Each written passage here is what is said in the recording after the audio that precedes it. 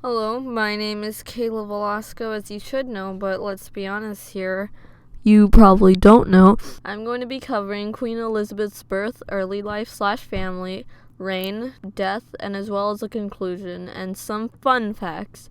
So enjoy! So, first off, let's start with Queen Elizabeth I's birthday. Anne Boleyn and Henry VIII secretly married the 25th of January in 1533.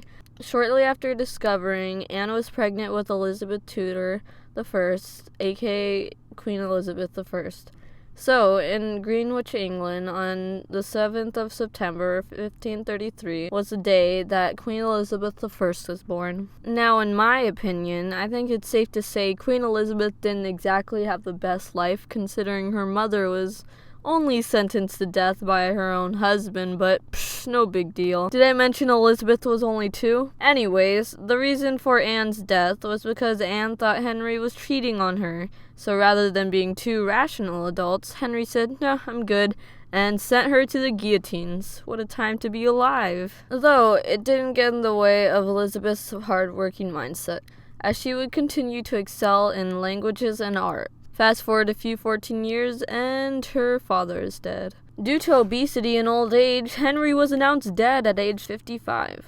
Now, since both of Elizabeth's parents are dead, she was under the care of her stepmother, Catherine Parr, and her stepmother's husband, Thomas Seymour. The amount of tension was overwhelming, so Elizabeth went back to her royal property. And under further investigation, Seymour was found guilty for trying to gain power by trying to make Elizabeth marry someone. And would you look at that? Seymour is dead. So, Elizabeth's father wanted to continue the male heir, so Elizabeth's half-brother, Edward VI, was chosen to rule in 1547. Fast forward just 6 years and, oops, he's dead. Mary Tudor, Elizabeth's half-sister, took over the throne in 1553. And fast forward a few years and she's dead. Now, since Elizabeth was next in line, it's her time to shine. Elizabeth didn't have it easy at the beginning. She had inherited a war with France and a controversial argument about religion, both stirred up by her sister Mary. As Elizabeth tried settling the argument, she got excommunicated from the Roman Church. On the bright side, though, Elizabeth, along with William Cecil, ended a war with France. She remained unmarried during her reign to avoid any political conflicts. Elizabeth's reign lasted from the 17th of November, 1558, through the 24th of March, 1603. Now it's March 24th, 1603, and everyone's filled with sorrow. Queen Elizabeth I died for an unknown reason.